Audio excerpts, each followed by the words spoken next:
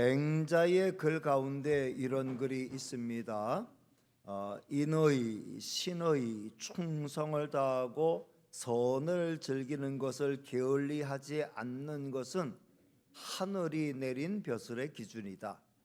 공경, 대부, 관직, 직함, 직급 등과 같은 것은 사람이 만든 벼슬이다. 고로 하늘이 내린 벼슬을 수양하는 데 힘을 쓰다 보면 사람이 만든 벼슬도 따라오게 되어 있다. 맹자의 고자상구 상편 중에서 나오는 글입니다. 여기 맹자의 글 가운데 하늘을 하나님으로 대입해서 읽으면 성경의 말씀과 비교해서 하나도 다르지 않다는 걸 알 수 있습니다. 하나님의 눈은 사람의 중심을 보신다고 했습니다. 우리가 하나님 앞에 바른 중심을 가지고 살아가면 하나님은 그 중심을 보시고 우리를 들어서 그 시대에 꼭 필요한 자리에 앉히시고 우리를 적절하게 사용하시죠. 우리는 가장 대표적인 인물로 다윗을 생각해 볼 수 있습니다. 하나님은 이새의 아들 다윗을 보았을 때 이스라엘의 목자로 세울 수 있는 적격자로 보셨습니다. 외모로만 봤을 때는 다윗의 형들이 훨씬 출중했습니다. 그러나 하나님은 저들의 외모를 보지 않으시고 저들의 중심을 보셨어요. 그래서 그 결과 막내인 다윗이 발탁된 거죠. 성도 여러분, 이 원리는 물질 문명이 최고를 달리고 있는 현대에도 여전히 통하는 원리라는 겁니다. 하나님은 잘 준비된 사람을 들어서 하나님의 뜻을 이루는 도구로 사용하십니다. 따라서 하나님을 제대로 믿는 사람이라면 사람들 눈에 드는 것보다 하나님의 눈에 드는 사람이 되도록 힘을 쏟아야 합니다. 어떻게 보면 이 일은 당장의 효과가 나타나지 않는 지루한 일이 될 수 있어요. 인격을 키우고 인품을 성숙의 단계로 이끄는 일은 지난한 일이 아닐 수 없습니다.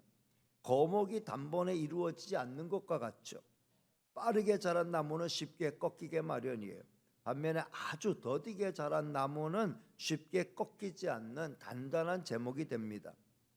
성경은 우리의 겉사람보다 우리의 속사람에 주목합니다. 그래서 우리의 속사람을 날마다 새롭게 할 것을 말씀하죠. 우리의 속사람은 오직 성령 안에서 새롭게 될 수 있습니다. 항상 성령 안에서 나의 내면, 나의 속사람을 강건하게 만들어가는 일에 각별한 신경을 써야 합니다. 성도 여러분, 지금은 내면보다는 외면에 더 많은 관심을 쏟는 시대죠. 아무리 시대의 흐름이 그렇더라도 우리는 외면보다는 내면에 더 신경을 써야 합니다. 물론 내면에 신경을 쓰는 가운데 그것이 그대로 외면으로 나타나서 자연스럽게 외면의 출중함을 나타낼 수 있으면 금상첨화라고 할 수 있겠죠. 성도 여러분, 하나님 앞에서 살아가는 삶은 하나님의 눈을 의식하며 사는 삶이고 하나님의 눈은 우리의 외면보다 우리의 내면을 향하고 있다고 말씀했으니 항상 내 마음을 살피고 하나님의 눈을 의식하며 사는 저와 여러분 다 되시기를 주님의 이름으로 축복합니다. 자, 오늘 말씀은 지난 시간에 살펴본 말씀에 바로 이어지는 장면을 소개하고 있습니다. 베드로는 주는 그리스도시요 살아계신 하나님의 아들이시니이다 라고 하는 엄청난 신앙 고백을 하였고 예수님은 이 고백에 크게 기뻐하시면서 베드로를 크게 칭찬하셨습니다. 그리고 이 고백들 위에 교회를 세우겠다고 말씀하셨죠. 예수님은 제자들에게서 이런 엄청난 고백을 받아내신 후에 비로소 당신이 이 땅에서 겪을 고난에 대해서 입을 여셨어요. 자, 21절 말씀을 같이 읽겠습니다. 시작. 이때로부터 예수 그리스도께서 자기가 예루살렘에 올라가 장로들과 대제사장들과 서기관들에게 많은 고난을 받고 죽임을 당하고 제3일에 살아나야 할 것을 제자들에게 비로소 나타내시니 예수님은 이때로부터 그러니까 제자들이 예수님을 온전히 자기의 주요 그리스도로 고백한 그때로부터 이제 이 말씀을 하셨다는 거죠. 당시 예루살렘 종교 지도자들의 그룹에 의하여 많은 고난을 받고 몇 차례 고난이 아니고 많은 고난을 받고, 그리고 더 나가서 죽임을 당하고, 많은 고난 끝에 죽임당하고 그 다음에 제3일 만에 부활하셔야 할 것을 말씀하셨다는 거예요. 근데 베드로나 제자들은 부활에 대한 제3일에 부활한다는 예수님의 귀는 전혀 귀에 들어오지 않았어요. 왜냐하면 그 앞에 말이 너무 충격적이었으니까. 많은 고난을 당한다, 그리고 죽임을 당한다. 말도 안 되는 일이잖아요. 어떻게 방금 예수님을 나의 주, 나의 그리스도, 나의 하나님이라고 고백했는데 그 하나님이, 그 그리스도가 사람들에 의해서 많은 고난을 겪게 되고 그래서 죽임을 당한다. 이거는 제자들로서는 이해가 안 되는 말이었어요. 그래서 조금 전과 같이 베드로가 나선 겁니다. 한껏 예수님의 칭찬에 어깨가 높아져 있던 베드로는 예수님을 붙들고 항변했다 그랬어요. 자, 22절 말씀을 같이 보겠습니다. 시작. 베드로가 예수를 붙들고 항변하여 이르되 주여 그리 마옵소서, 이 일이 결코 주께 미치지 아니하리이다. 베드로가 예수님을 붙들고 항변했다는 것은 마치 정신 차리십시오 이런 말을 하실 때가 아닙니다. 마치 이 주님과 자신을 대등한 위치에 놓고 생각하는 것이 아닌가 하는 착각을 불러일으킬 정도로 예수님을 붙들고 정신 차리라고, 이건 안 되는 말이지 않습니까? 하면서 예수님을 향하여 항변했다, 이렇게 말씀하고 있습니다.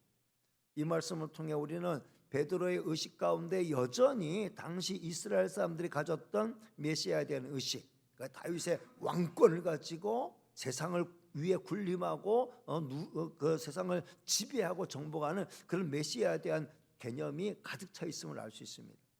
그런 메시아가, 그렇게 기대하는 메시아가 많은 고난을 받게 된다, 더군다나 죽임을 받게 된다, 죽임을 당하게 된다, 이거는 도무지 매칭이 안 되는 일이었습니다.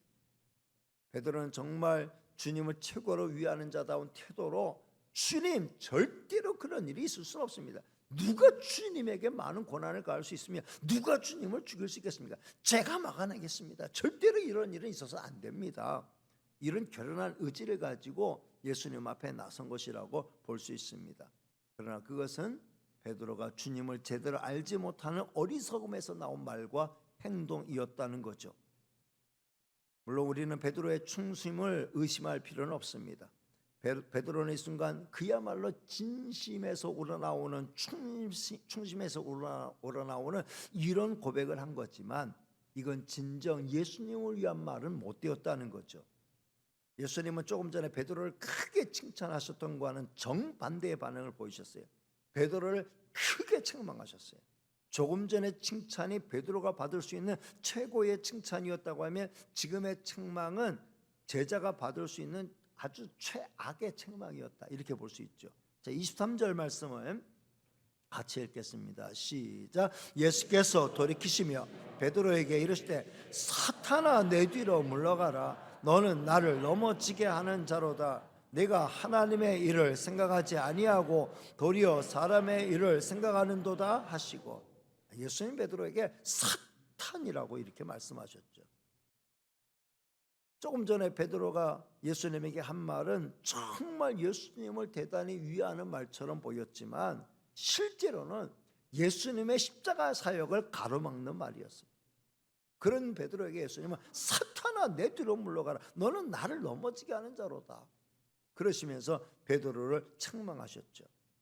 여러분, 사탄은 항상 같은 말을 했어요. 사탄은 어떻게 해서든 예수님이 십자가 지는 걸 싫어했어요. 그걸 방해하고 싶었어요. 왜냐하면 그래야 지옥으로 끌고 갈 사람들이 많아지기 때문이었죠. 예수님이 십자가에서 그 모진 고난을 온몸으로 당하고 있을 때도 사탄은 동일한 시험을 했어요. 네가 만일 진짜 하나님의 아들이라면 지금이라도 십자가에서 뛰어내려라. 그럼 우리가 다 믿겠다. 십자가에서 죽지 말라는 거죠. 십자가에서 끝까지 희생의 제물이 되는 그 속죄 사역을 이루지 말라고, 끝까지, 그러면 우리가 믿고 당신 따르겠다고 달콤한 유혹을 했던 겁니다. 주님을 위하는 말 같았지만 실제로는 주님의 십자가 사역에 어떻게든 방해 공작을 펼치는 그런 말을 했던 거죠. 그러나 예수님은 끝까지 사탄의 유혹에 넘어가지 않으셨어요. 주님은 끝까지 십자가를 짊어지셨고 십자가에서 그 몸의 피와 물을 다 쏟으셨고 우리를 위한 완벽한 속죄의 제사를 완수하여 주신 줄로 믿습니다. 성도 여러분, 베드로는 진정 주님을 위하는 것과 같은 말을 했지만 실제로는 주님의 사역에 방해 공작을 펼치는 말을 했던 겁니다. 예수님은 네가 하나님의 일은 생각하지 않고 사람의 일만 생각하고 있구나, 그렇게 깨우침을 주셨습니다. 이어서 예수님은 다시 강한 어조로 제자들에게 십자가 신앙에 대해서 강변하셨죠. 24절로 26절까지 말씀을 같이 읽겠습니다. 시작. 이에 예수께서 제자들에게 이르시되 누구든지 나를 따라오려거든 자기를 부인하고 자기 십자가를 지고 나를 따를 것이니라. 누구든지 제 목숨을 구원하고자 하면 잃을 것이요 누구든지 나를 위하여 제 목숨을 잃으면 찾으리라. 사람이 만일 온 천하를 얻고도 제 목숨을 잃으면 무엇이 유익하리요? 사람이 무엇을 주고 제 목숨과 바꾸겠느냐? 예수님은 우리를 위해 죽기 위해 오셨고 주님의 제자들은 그 주님이 가신 길을 따라가기 위해서 주님의 제자가 된 거죠. 따라서 제자들이 해야 될 일은 항상 자기를 부인하고 자기 앞서 가신 주님만 바라보고 주님 가신 길을 쫓아가는 거예요. 그 길에서 목숨이 아깝다고 주님을 놓친다면 자기의 목숨을 잃게 될 것이고 끝까지 죽음을 불사하고 주님을 따르면 귀한 생명과 영생을 얻을 것이라고 말씀한 거죠. 우리의 목숨은 천하보다 귀한 것이니 여기에 최고의 가치를 두고 영생의 길을 걸어가야만 한다라고 예수님은 제자들에게 강변하신 겁니다. 성도 여러분, 우리는 이 말을 오해하면 안 돼요. 우리의 구원이 우리의 노력과 우리의 행위의 결과로 주어지는 것이라고 생각하면 안 되죠. 절대로 그렇지 않죠. 우리는 이미 주님의 피값으로 정말 갚을 수 없는 은혜와 은총을 힘입어 구원의 은혜를 선물로 받은 줄로 믿습니다. 이제 우리에게 필요한 것이 있다고 하면 이걸 믿는 믿음으로 살아가는 삶이에요. 그건 대충 살아가는 삶을 의미하지 않습니다. 믿음으로 살아가는 삶은 그 믿음의 바탕 위에 세워진 견고한 삶으로 이어지게 마련이에요. 예수님은 제자들에게 똑바로 행할 것을 말씀하시고 난 다음에 주님께서 다시 오실 때에 반드시 그들이 행한 대로 갚으실 것이라고 말씀하셨어요. 자, 27절 말씀을 같이 읽겠습니다. 시작. 인자가 아버지의 영광으로 그 천사들과 함께 오리니 그때에 각 사람이 행한 대로 갚으리라. 아멘. 성도 여러분, 우리는 반드시 주님 앞에 서게 됩니다. 그때 우리 주님은 각 사람이 행한 대로 갚아주시겠다고 말씀하여 주셨어요. 이 말씀의 의미를 부정적으로 생각하면, 우리가 잘못 살아가면 그 잘못 살아간 것에 대해서 하나님이 벌 주시겠다, 우리 주님이 벌 주시겠다는 말씀으로 이해할 수 있습니다. 그런데 성도 여러분, 천국은 어떤 곳이에요? 천국은 그곳에 가서 우리가 벌 받는 곳이 아닙니다. 천국은 상 받는 곳인 줄로 믿습니다. 그러니까 이 말씀의 의미는 긍정적으로 생각하는 것이 좋습니다. 성도 여러분, 우리가 이 땅에서 주를 위해 십자가를 짊어지고 주를 위해 수고하는 모든 삶은 반드시 하늘의 상급으로 이어지는 줄로 믿습니다. 이미 갚을 수 없는 은혜를 받은 자로서 마땅히 주를 위한 삶을 우리는 살아야 돼요. 은혜에 대한 빚을 갚기 위해서라도 우리는 주님의 은혜에 합당한 삶을 살아야 돼요. 그렇지만 우리가 정말 주님의 은혜에 대해 감사 감격을 가지고 주를 위한 일에, 주께서 내게 맡겨주신 주를 위한 일에 우리가 조금이라도 헌신하면은 주님께서는 그것을 엄청 크게 보신다는 거죠. 그래서 하늘의 큰 상급으로 우리가 행한 대로 그 행한 것보다 더 큰 것으로 갚아주시는 놀라운 은혜가 있는 것인 줄로 믿습니다. 2달란트 남긴 자나 5달란트 남긴 자나 내가 작은 일에, 네가 적은 일에 충성했으니 내가 많은 것으로 너에게 갚을 것이다. 우리 주님은 그렇게 말씀하여 주셨어요. 그렇다면 성도 여러분, 앞으로 우리는 주님이 다시 오실 때까지, 아니면 내가 주님의 부름을 받아서 주님 앞으로 갈 때까지, 죽기 전까지 우리는 무슨 일을 하며 살아야 할까요? 어떤 일에 우선순위를 두고 살아야 할까요? 우리의 생애의 궁극적인 목표를 어디에 두어야 할까요? 저는 이렇게 생각합니다. 세부적인 사항, 뭐 구체적인 각자의 디테일한 부분은 다 다르겠지만 큰 틀에서 본다고 하면은 주님을 위한 일, 이것이 나를 위한 일인가 주님을 위한 일인가, 이것이 주님을 더욱 위하는 일이라면 거기에 우선순위를 둬야 할 줄로 믿습니다. 하나라도 주님의 뜻을 더 이루어 드리기 위해서, 이게 주님에게 기쁨이 되는 일이고 주님이 원하시는 일이고 주님이 나에게 하라고 하신 일이 맞다고 하면은 그 일을 하나라도 더 완수하기 위해서, 하나라도 더 성취하기 위해서 그 일에 우리가 몰두해야 할 줄로 믿습니다. 그리고 가장 궁극적으로는 하나님께 영광이 되더라. 이 모든 일을 통해서 과연 하나님께 영광이 되는가? 우리가 이렇게 함으로써, 이 일로써 하나님께 영광이 되겠는가? 교회가 이런 일을 함으로써 하나님께 영광이 되겠는가? 항상 하나님께 영광이 되는 쪽으로, 이것이 정말 하나님의 마음에 합한 것인가? 하나님의 기쁨이 될 만한 일인가? 하나님의 교회에게 유익이 되고 정말 하나님의 영광 드러내고 하나님의 뜻을 펼쳐드리는데 이것이 합당한 일인가를 우리의 판단의 기준으로 삼고 나가면 우리는 하나님의 영광을 위하여서, 정말 주님이 우리에게 하라고 하신 일을 위하여서 주님의 십자가를 지고 주님의 뒤를 쫓으라는 그 일에 합당한 삶을 살게 되는 것인 줄로 믿습니다. 예수님은 이렇게 살아갈 제자들에게 이런 약속을 하셨어요. 자, 28절에 있는 말씀입니다. 시작. 진실로 너희에게 이르노니 여기 서 있는 사람 중에 죽기 전에 인자가 그 왕권을 가지고 오는 것을 볼 자들도 있느니라. 아멘. 여기 서 있는, 그러니까 지금 예수님과 함께 당대를 살고 있는 예수님의 제자들이죠. 지금 예수님 앞에 12명의 제자가 있어요.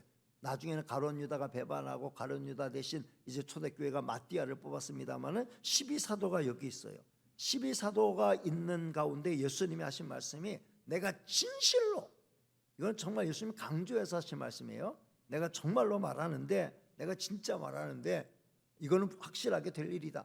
그러면서 예수님이 하신 말씀이 뭐냐면, 여기 서 있는 사람 중에 너희 12명 가운데 죽기 전에, 너희가 죽기 전에 인자가, 내가 그 왕권을 가지고 오는 것을 볼 자들도 있다. 예수님이 이렇게 말씀하신 거예요. 예수님이 왕권을 가지고 오는 것을 볼 자들이 있다, 이렇게 말씀하신 거죠. 그럼 여기 예수님이 그 왕권을 가지고 오시는 걸 본다라고 하는 것의 의미가 무엇일까? 우리가 생각할 때는 일감으로 떠오르는 게, 예수님이 재림하셔서 메시아 왕국을, 다윗의 왕권을 가지고 정말 강력한 하나님의 나라를 이루면서 세상 나라를 박살내는 그런 또 하나님의 심판의 권세로서 왕권을 가지고 오는 거, 이걸 우리가 일감으로 생각할 수 있잖아요. 그런데 저는 이 말씀의 의미를 당시 유대인들이 가지고 있던 메시아의 관념으로 이해하면은 그 유대인들의 관점에서 본 그 메시아의 왕권을 가지고 오는 것을 볼 자들이 있다라는 말로 생각할 수 있잖아요. 그런데 그 의미가 아니고, 저는 예수님이 본래 이 땅에 하나님의 나라가 임하였다, 하나님의 나라를 내가 가지고 왔다라고 말씀할 때에 그 말씀의 의미로 이 말씀을 적용하는 게 옳다고 봅니다. 예수님의 십자가와 부활, 그리고 오순절 성령 강림 사건으로 인하여 제자들이 하나님의 나라가 이 땅에 임하였구나, 예수님 우리의 진정한 메시아고 예수님 우리의 진정한 왕이시구나 깨닫기 전까지는 제자들은 여전히 두 가지 관념 속에 헤맨 거예요. 그러니까 유대인들이 가지고 있던 다윗의 왕권을 가지고 올 메시아와, 그 다음에 예수님이 지금 구원의 통치로서 이루어 가실 메시아 왕국과의 그 개념 속에 아직도 정립이 안 된 거예요. 그래서 예수님의 십자가 사건을 저들은 정말 이게 어떻게 이렇게 될 수 있는가 하는 반신반의하는, 그래서 십자가 사건 이후에 저들은 실망하면서 고향으로 돌아가는 일들이 있었잖아요. 근데 예수님 부활하셨다는 말씀을 들었을 때, 또 부활하신 예수님을 봤을 때 그 의심하던 게 어느 정도 해소가 되면서, 그러면서 야, 이건 도대체 뭐야? 이분은 도대체 어떤 분이에요? 진짜 주님이 이루고자 하시는 하나님의 나라는 어떤 거야? 하면서 저들의 의심이 많이 사라지는데 아직도 강한 확신이 없었어요. 그러다가 오순절날 성령이 임하였을 때 예수의 영이 그들의 심령에 임하면서 주님이 이 땅에서 이루고자 하시는 하나님의 나라가 이런 거구나. 예수님은 진정 우리의 메시아가 맞구나. 예수님이 이루시는 구원이 맞구나. 예수님을 자기의 구주로 영접하는 자에게 하나님의 나라가 주어지고, 예수님을 자기의 구주로 영접하는 자에게 영원한 생명과 영원한 나라, 하나님의 나라 이루어지는 게 맞고, 그 하나님의 나라를 왕으로서 우리에게 주시는 주님은 예수 그리스도가 맞구나. 제자들은 확신하게 된 줄로 믿습니다. 그러니까 이 제자들은 가룟유다 빼놓고는 예수님이 부활 승천하시고 난 다음에 오순절 성령 강림 사건을 통해서 예수님은 진짜 저들이 고백했던 것처럼 주는 그리스도시고, 예수님은 주님이시고 퀴리오스이시고 그리스도이시고 하나님의 아들이십니다 라고 했던 고백을 이제는 모든 사람 앞에, 주님 앞에만 고백했던 그 고백을 예루살렘 거리로 뛰쳐나가서 모든 사람 앞에 담대하게 외칠 수 있었다는 거죠. 그들 앞에 죽음의 위협이 찾아온다 할지라도 예수는 그리스도이십니다. 예수는 하나님의 아들이십니다. 너희들이 못 박아 죽인 그 예수 그리스도가 우리의 메시아이십니다. 예수님을 믿으면 구원받습니다. 예수님 우리의 진정한 왕이십니다. 저들은 담대하게 외칠 수 있었다는 거죠. 저들이 예수님이 우리의 구주이시고 우리의 메시아이시고 우리의 왕이시라고 그들이 외쳤다는 건 뭡니까? 저들이 예수님이 그 왕권을 가지고 오신 것을 인정했다는 겁니까? 인정하지 못했다는 겁니까? 인정했다는 거예요. 저들은 강한 확신으로 예수님이 그 왕권을 가지고 오시는 것을 볼 수 있었다는 거죠. 영적인 눈이 열린 거예요. 세상에 백마 타고 수많은 천군천사 군대를 이끌고 로마 제국을 압살하기 위해서 임하는 그 메시아가 아니라 온 인류의 구원을 위하여 십자가 지시고 피 흘려 죽으시고 허물과 죄를 사하시고 이 땅의 구원의 나라를 완성해 가시는 참된 평화의 나라, 힘과 무력에 의한 나라가 아니라 예수 그리스도의 십자가의 은혜와 사랑으로 만들어 가신 하나님의 나라가 이루어지는 그 영광의 모습을 그들은 바라본 거예요. 예수님 말씀하신 것처럼 너희가 죽기 전에 인자가 그 왕권을 가지고 오는 것을 볼 자들이 있느라 할 때 제자들은 그 왕권을 가지고 오시는 예수님을 보게 된 줄로 믿습니다. 우리는 그 예수님 믿는 거예요. 왕권 가지고 오신 예수님을 믿는 거예요. 우리는 시시한 예수 그리스도, 공자나 맹자나 4대 성인 중에 하나인 정말 훌륭한 말을 하고 그 말을 인생의 지침으로 삼고 따라갈 때 도덕적인 삶에 유익이 되고 우리 삶에 어떤 유익이 되는 훌륭한 가르침을 준 인류의 스승 가운데 하나로서의 예수님을 믿는 게 아니에요. 예수님은 참된 우리의 구원자인 줄로 믿습니다. 만왕의 왕인 줄로 믿습니다. 만주의 주가 되시는 줄 믿습니다. 우리는 그 왕권을 가지고 오신 그 예수님을 나의 구주로 믿는 것이고, 예수님 안에서 하나님의 나라의 통치를, 하나님의 나라의 지배를 지금도 우리는 받고 있는 것인 줄 믿습니다. 이 의미가 강하다는 거예요. 그리고 또 다른 의미로 생각해 볼 수 있는 것은 바로 다음 장 17장에 보면은 예수님 베드로, 야고보, 요한 3명의 제자를 데리고 변화산에 올라가시잖아요. 그 다음에 거기서 예수님이 얼마나 놀라운 하나님의 아들이신, 예수님이 가신 하늘의 영광이 얼마나 놀라운 것인지를 보여줘요. 잠깐 보여주셔요. 근데 그 환상 속에 베드로는 여기가 초싸움, 이제는 다 과거 현재 미래 다 없어져. 오직 구속한 주, 오직 구원의 주 예수 그리스도만 빛나는 그 모습 앞에 그대로 무릎을 꿇면서 여기가 좋사오니, 여기가 바로 정말 제가 떠나고 싶지 않은 곳입니다 하면서 초막새 지어드릴 테니까 여기서 우리 계속 삽시다. 그렇게 말하면서 예수님의 진정 영광스러운 하나님의 아들이심을 보게 되는, 그래서 예수님이 왕권 가지고 임하시는 걸 보게 되는 경험을 하게 된다라는 의미로 이해할 수 있다는 거죠. 저는 오늘 말씀을 통해서 다음 3가지를 마음에 새겨가기를 원합니다. 첫째, 항상 하나님의 일을 먼저 생각하며 살아갑시다. 따라합니다. 항상 하나님의 일을 먼저 생각하며 살아갑시다. 여러분, 우리는 태생적으로 나를 먼저 생각하게 돼 있어요. 나와 밀접한 관계에 있는 가족을 먼저 생각하게 돼 있어요. 다른 사람의 일을 생각하는 건 그 다음의 일이에요. 더군다나 하나님의 일은 관심밖에 일인 경우가 많이 있습니다. 세상 사람들은 그럴 수 있어요. 그렇더라도 저와 여러분은 그러면 안 되죠. 왜냐하면 저와 여러분은 구원의 은혜를 받은 하나님의 자녀들인 줄로 믿습니다. 따라서 우리는 달라져야 돼요. 매사에 하나님의 일을 먼저 생각하는 습관을 길러야 합니다. 예수님이 이렇게 말씀하셨잖아요. 마태복음 6장 33절 말씀에 같이 읽습니다. 시작. 그런즉 너희는 먼저 그의 나라와 그의 의를 구하라. 그리하면 이 모든 것을 너희에게 더하시리라. 아멘. 너희는 먼저 그의 나라와 그의 의를 구하라. 먼저 하나님의 일을 생각하라는 거예요. 그리하면 이 모든 걸 너에게 더하시리. 이 모든 건 뭐예요? 이 세상에서 겪게 되는 모든 일을 말해요. 먹고 입고 자고 살아가는 생의 모든 관계된 문제들. 먼저 하나님의 나라를 구하고 하나님의 일을 구하고 하나님의 의를 구하면 이 모든 것은 우리 주님께서 넉넉하게 알아서 채워주시는 것인 줄로 믿습니다.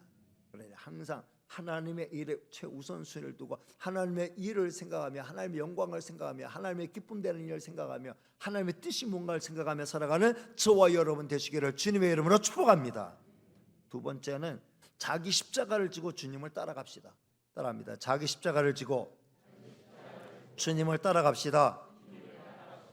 십자가라고 하니까 무슨 엄청 어려운 짐을 지우는 거 아닌가 생각할 수 있는데 여러분 절대 이런 점에서 걱정할 필요가 없어요. 왜냐하면 우리 주님은 나를 사랑하시잖아요. 그리고 우리 주님은 나보다도 더 잘하셔요. 내 능력의 한계를 우리 주님은 나보다 더 정확히 카운트하고 계셔요.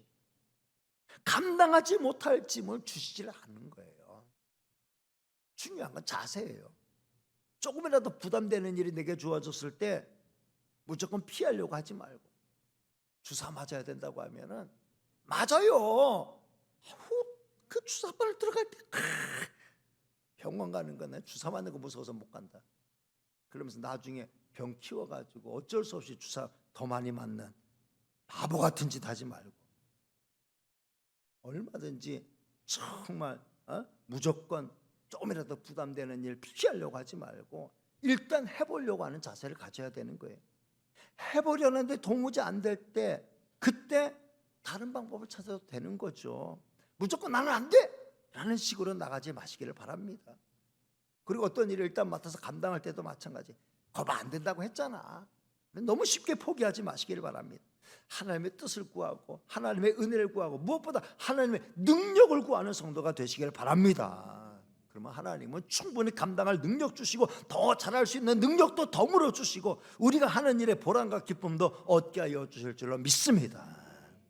십자가 지라 하면은 네 하고 짊어지는 거예요. 그러다가 안 될 것 같으면 도무지 안 되면 그때 내려놔도 되는 거죠. 여러분 그 어떤 십자가도 힘들지 않고 부담스럽지 않은 것은 없습니다. 잘 짊어질수록 그것은 그러나 우리에게 반드시 복이 된다는 거예요. 내가 지금 짊어지고 있는 십자가는 무엇입니까? 내가 지금 또 짊어질까 말까 고민하고 있는 십자가는 무엇입니까? 일단 짊어지는 쪽으로 잘 짊어지고 가자는 쪽으로 결단 내리시기를 주님의 이름으로 부탁을 드립니다. 마지막 세 번째, 행한 대로 갚으신다는 말씀을 명심하고 최선을 다해 주님의 뜻을 행하며 살아갑시다. 따라합니다. 행한 대로 갚으신다는 말씀을 명심하고 최선을 다해 주님의 뜻을 행하며 살아갑시다. 성도 여러분, 믿음은 관념이 아니에요. 믿음은 삶이에요. 행함이 없는 믿음은 그 자체가 죽은 겁니다. 믿음은 내 삶을 움직이는 힘이 있습니다. 하나님을 믿는 믿음은 더욱 그렇습니다. 예수님의 제자들은 모두 그 믿음의 길을 걸어갔습니다. 밤모섬에 유배가 되어 요한계시록 기록하고 세상을 떠난 사도 요한을 제외한 모든 제자는 다 순교를 당했어요. 여러분, 순교를 당했다. 11명의 사도가 순교를 당했다. 이거 엄청난 일이 아닐 수 없어요. 어떻게 하다 몇 사람만 우연히 순교를 당하게 되었다? 그거 아니에요. 모두가 한결같이 그랬어요. 어떻게 그런 일이 가능했을까요? 저들은 오직 주님만 주님만 앞에 계신 게 보인 거예요. 주님만 보였어. 예수님을 확실히 나의 구주로 깨닫고 난 다음 저들의 생은 이 믿음 위에서 움직이는 그런 생이었어요. 그래서 그들은 그들의 남은 생을, 그들의 남은 생명을 주님께 드림으로써 그들의 믿음이 어떤 믿음이었는가를 충분히 입증했다는 거죠. 성도 여러분, 오늘 우리의 믿음이 그래야 할 줄을 믿습니다. 믿음은 지적 유의, 관념의 유의, 언어의 유의가 아닙니다. 믿음은 삶이에요. 믿음은 그대로 그 사람의 생이어야 합니다. 그렇지 않으면 그런 믿음은 절대로 참된 믿음이라고 할 수 없습니다. 성도 여러분, 참된 믿음으로 살아간 사람이 하나님 앞에 의롭다 인정받게 되는 거예요. 저는 저와 여러분이 그런 믿음으로 일생을 살다가 주님 앞에 섰을 때 주님께 인정받게 되기를 주님의 이름으로 축복합니다. 히브리서 11장에 소개된 믿음의 선조들은 그야말로 삶으로 입증된 믿음의 삶을 살아간 사람들이죠. 아벨이 그랬고, 노아가 그랬고, 에녹이 그랬고, 아브라함이 그랬고, 모세가 그랬고, 히브리서 11장에 기록된 믿음의 위인들이 그렇게 살았어요. 제자들이, 예수님의 제자들이 그렇게 살았습니다. 오늘 우리도 그런 믿음으로 살아 하나님의 눈에 드는 성도들, 그래서 행한 대로 갚으시는 그 은혜를 힘입는 저와 여러분 다 되시기를 주님의 이름으로 축복합니다. 기도하겠습니다. 은혜로우시고 사랑 많으신 하나님 감사합니다.